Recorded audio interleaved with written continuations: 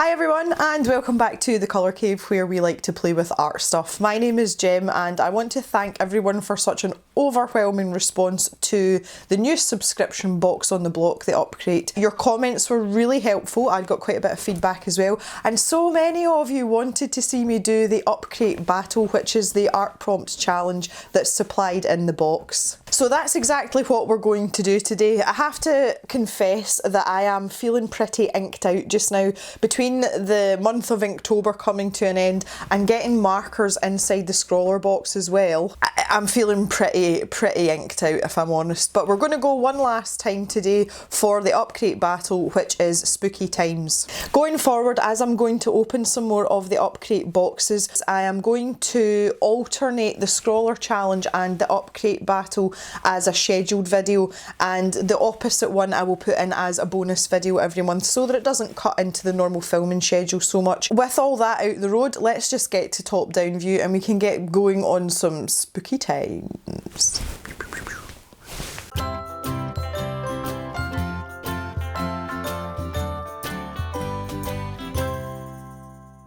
Just before we get into the bones of the video, I just want to settle the which side of the paper debate. Now, I went back to my swatching paper and went to the opposite side, and you can see there is a weird blotchy kind of sheen on it, whereas on the side that I had originally swatched on, the blend there is much smoother. So I'm putting to bed the debate about which side is the correct side. The side that I used in the unboxing video was the correct one. Wouldn't it be really nice if they just told us that in the box instead of us all having to wonder about it? So the way to tell the difference is the way the paper curves on the convex curved side is the correct side if you were lucky enough to get one of these boxes. So with that being done and dusted and out the way, let's move on to the actual point of the video. So for the theme, which was spooky times, I really wanted to embrace my sort of inner child and also take the prompt quite literally. I have done no spooky drawings at all for Halloween, and given that we were given markers in this sort of autumnal palette as well as the black and the purple, I really wanted to make use of that. And when I think about Halloween as a child, I think about the big cardboard cutouts you used to see in shop windows. You know, it was like big pumpkins with kind of like scary but happy faces, you know, like age appropriate, child friendly, kind of scary, and vampires and ghosts and things. So I wanted to incorporate that into the prompt. The other thing I wanted to do as well is take a little bit from the box itself. Now, if you remember, they did mention on the supplies sheet that some people got the little paper pumpkins inside the box that I got, and some people got ghosts and some people got skeletons. So I wanted to incorporate that into the picture as well to sort of bring it all together and just make it a really sort of fun, I want to say childish, but that's the wrong word, just you know, nothing sort of serious, or there's no message in this. It's not very technical in any way, shape or form. I just wanted to have fun with these markers. So that was exactly what I was going to do. That little Koh-i-Noor eraser did me quite well. I didn't have to use it too much. And after saying in my last video that you know, I very rarely draw things right first time, I was very lucky this time round. So because of the sort of strange layout of this drawing, I had to use the fine liner to put in some of the details first before I did anything else, and it was just for object placement, and you'll see why as the picture sort of goes on. The other thing I did do is I switched out the Pigma Micron. I already have an 05 that's considerably more battered, so I decided to use that rather than use a new one. So I've stuck the new one in my my stash of microns, which is much needed because I go through them like water. So here you can see there's some sort of spooky things starting to come out. Now, when I said I was going to take the prompt literally, I really did. The sort of strange shape on the left hand side that looks like an arrow is actually a grandfather clock. And here I am drawing a watch, and there's also a pocket watch in the top right there that looks weirdly like a guitar. I was kind of trying to embrace my inner Salvador Dali with these. So it's really just, I suppose it's like a spooky whirlpool of traditionally Halloween-y related things, and just because we had the nice reds and oranges in the markers, I thought I would put some falling leaves down the side, and it just kind of helps to frame the picture a little bit more as well. I was debating about what colours to use where, and I did try and plan them out before I got to this stage, and had I known what I know now, I wouldn't have spent ages outlining these little leaves in black Pigma Micron, because the black ink just disappears into the background. So I've got my purple pen out here. I noticed straight away that the ink travels slightly. I don't want to use the word bleeds because it's not that severe, but when you put the nib on the paper, the ink does spread a tiny little bit. So when I was in these really tiny tight spaces in the middle here, it was really difficult, and there's several places throughout the drawing where I have gone over my lines. So that was kind of a bit of a pest. I was trying to get comfortable with the chisel nib as well as the bullet nib, and this just reminded me why artists in general much prefer a brush nib to a chisel nib and a bullet tip, because the brush nib does the job of both of these. And you can see I've got the cap off of both ends there, and I keep switching round, and what was happening was I ended up poking myself in the hand with the pen. So by the time I was finished, I was covered in ink, like all over my drawing hand as opposed to my other hand. It was just really fiddly. And see, if you're trying to get blends in, you want to blend the ink while it's still wet. Now thankfully this paper was great because the ink does sit on the surface of the paper, and that teamed with the juiciness of these markers, it is really easy to blend. But when you're working in all these kind of itty bitty areas, it just makes it really awkward and difficult, and I was getting fed up like switching back and forth. So it just kind of compounded for me why I don't like to have a chisel nib and a bullet nib, although I have to say this bullet nib was nice because it was quite fine, and I did find it a little bit easier to get into all the kind of nooks and crannies. So I picked out 3 of the orangey red markers and used them exclusively for the leaves down the side. We had such a choice when it came to these types of colours, so I thought by sectioning them off it was just a bit more kind of orderly, and it might bring out, you know, a wee bit of, I don't know, like almost like a border or a frame to the picture, especially if those colours weren't used in the main part of the picture. The colours are so close together, though I might as well have just used the same 3 markers for the whole thing. But anyway, I think if I maybe used these on a larger sheet of paper, i.e. I had more room to blend, I might have done some blending, but I just, for the design that I've picked here, which you can see is quite a fun design, there's definitely a hint of Alice in Wonderland in there as well, there was just no space to do it, so never mind. I'm not particularly upset by that in any way, shape or form.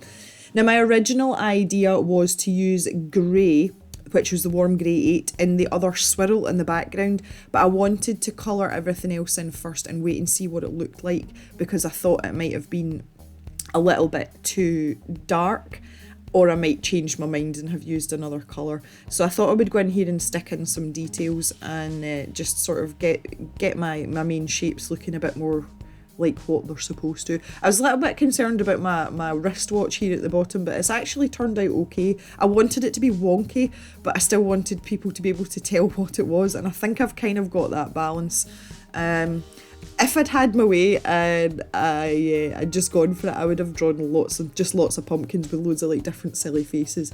But as I said, I wanted to kind of incorporate everything that I talked about, so I'll maybe do that on another sheet of paper in my own time and I'll film it. When I was doing these little skulls, there used to be a kids programme in I do believe it was the late 80s in the UK, and it was called Trapdoor, and it was kind of like a plasticine stop motion, and there was a little skull in that, and his name was Boney.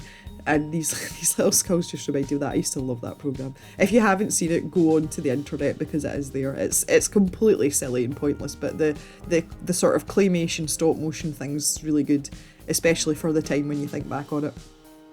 Anyway, digressing, onto my pumpkins. My pumpkins turned out really well. One of my gripes about this box, or more about the colour selection, would it have killed you to give us a green? Really, like that, I was so tempted to go and pick up a green marker from my own collection, and I was like, nope, that's cheating.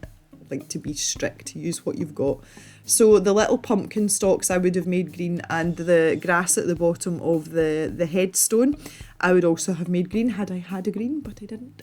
So that was a bit of just a kind of, I don't know, a niggle. It wasn't anything, you know, life-changing, but it would have just set these pumpkins and things off beautifully, I think. And I felt that the contents of the focal point of the picture ended up a bit samey just because that colour palette was the way that it was. So while I appreciate he gave us the markers to allow for ease of blending, which I completely and utterly didn't utilise, and he gave us skin tones, so this box is clearly geared towards the most popular thing when it comes to marker illustrations, and it's character design. And if you look at all the popular YouTubers, art YouTubers, most of them are into character design, so again, just doesn't really suit my style. But I tried to utilise those skin colours and the pinks as best I could. The other gripe I had was the warm grey 8, and you'll see it in just a moment. It was far too dark. It didn't give us a lot of contrast or room for contrast. And again, I wanted to cheat here. I wanted to dilute this out into a much paler grey, but I didn't realise it was this dark. It didn't look this dark when I swatched it. And all my line work just disappears and it just melts away. So that was kind of annoying as well. It is so close to the black. It could have given us a warm grey 3 and just given us that paler option, because the other thing that I wanted to do was I wanted to put some shadows on the skulls and our little ghosty friends, so I ended up using the really pale pink for that. And to be fair, it looks okay. It's done a job for me, but I just felt that we would have done much better had he picked a much more, you know, pleasing, just trying to find the right word for this, a paler grey. I just wanted a paler grey, okay? Especially when you've given us black. Why give us a grey this dark? Look at it! So the next thought that went through my head was, when I was doing this, was that's fine, you know, it looks okay for a background, it doesn't look bad. What I'll do is I'll use the white gel pen to pick out some of those line work details, you know, just make things pop out a wee bit. I did like how the colour stood out against the dark grey, I have to say, and they, you know, they would have popped out great against a black background as well.